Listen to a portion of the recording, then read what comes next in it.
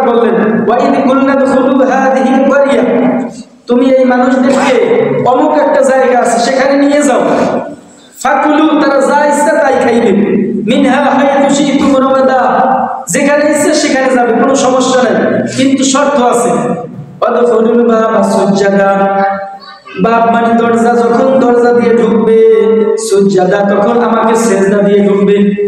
এখন আমি কিনা বললাম যে মুসল্লিরা যেই ঢুকবে সেজদা অবস্থায় ঢুকবে, এরকম আল্লাহ বললেন ওয়াদখুলুল বাব, কিন্তু তোমার লোকেরা তোমার জাতিরা যখন ঢুকবে ওই দেশে তখন যেন আমাকে সেজদা দিয়ে ঢোকে।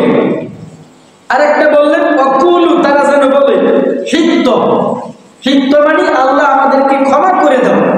আল্লাহ পাক দুইটা নির্দেশনা জারি করলেন, ওয়াদখুলুল বাবা সুজ্জাদা, যখন ঢুকবে তারা সেজদা দিয়ে ঢুকবে, আবার অকুলু হিত্ত, এবং বলবে কি আল্লাহ আমাদেরকে ক্ষমা করে দেন, নাগফির লাকুম, আমি আল্লাহ তাদেরকে ক্ষমা করে দেব।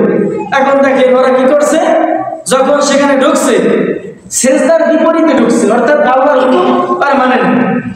এরপরে আল্লাহ পাক বলছে ওয়াকুলু হিত্ত, তোমরা বলো যে আমাদেরকে আল্লাহ তুমি ক্ষমা করে দাও, হিত্ত মানে ক্ষমা করো।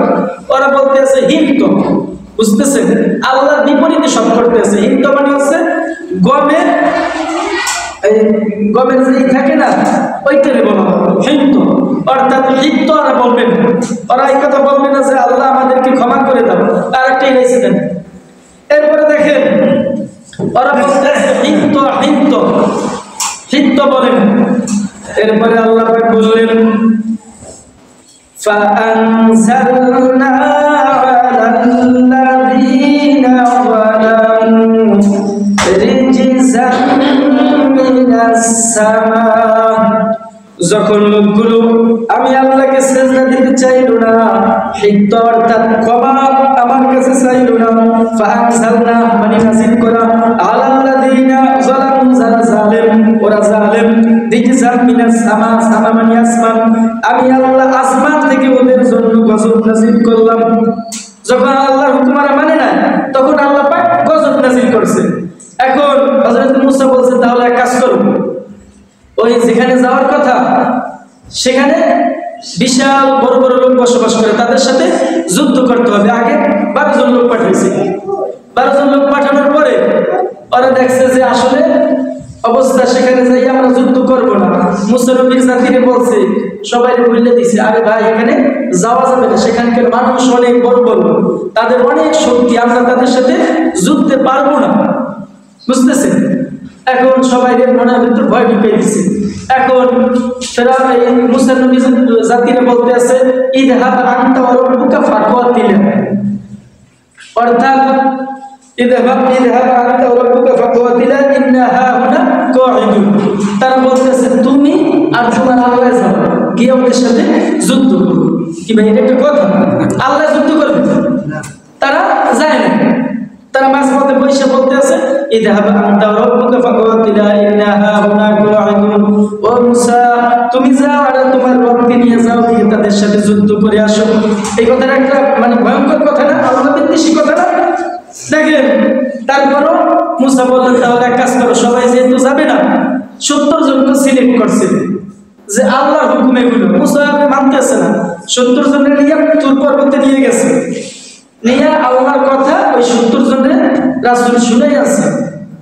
এখন বলতেছে আল্লাহ যে কথা বলছে এই কথাগুলো তোমরা যারা শোনে না এদের কাছে তোমরা সত্য কথা বলবা, বুঝতেছেন? অর্থাৎ এখানে পয়সা আগে মুসা বলছে যে তোমরা যে শুনছো আল্লাহর কথা শুনছো, 70 জনে জিজ্ঞেস করছে, বলছে আমরা তো শুনছি কিন্তু কি বলছে আমরা তো তারে দেখি, সুতরাং এক কাজ করেন আপনি আল্লাহকে আমাদের কি করেন দেখেন। শুনছে ওদের না দেখতে হইবে, আল্লাহকে দেখা যায় এই চোখে আল্লাহকে দেখা যায়।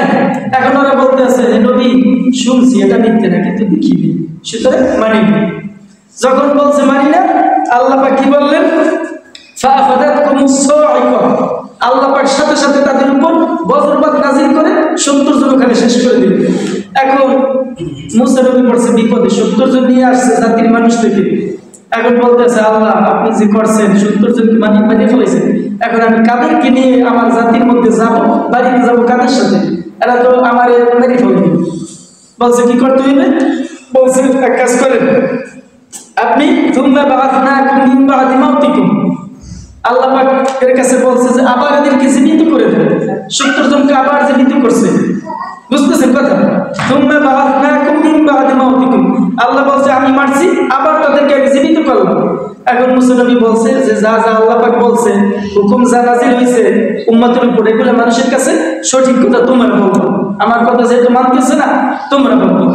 এখন দেখেন কোরআন শরীফ সাক্ষী, ওরা গিয়ে আল্লাহ পাক যেটা বলছে করতে, যেমন নামাজ পড়ো, ওরা যেটা করতে বলছে আল্লাহর নামে ওরা সরাইছে যে আল্লাহ এটা নিষেধ করছে, আর যেটা নিষেধ করছে বলছে আল্লাহ এটা মানে করতে নিষেধ করছে, অর্থাৎ উল্টা বলছে, বুঝতেছেন? এখন আল্লাহ পাক আরো কি করছে, রাগান্বিত হয়েছে যে আল্লাহর ভাষা তারা উল্টে দেয়। এখন আপনাদেরকে বলি, সময় তো 24, মুসা নবীর কাহিনী তো শেষ। ইহুদিরা দেখেন আল্লাহ পাক মুসা নবী লইয়া গেছে তুর পর্বতে, তারা বলছে যে আমরা শুনছি দেখি নাই সুতরাং মানি না। তারপর বলছে যে তোমরা সঠিক কথা বলো জাতির কাছে গিয়ে, তারা বলছে উল্টো কথা।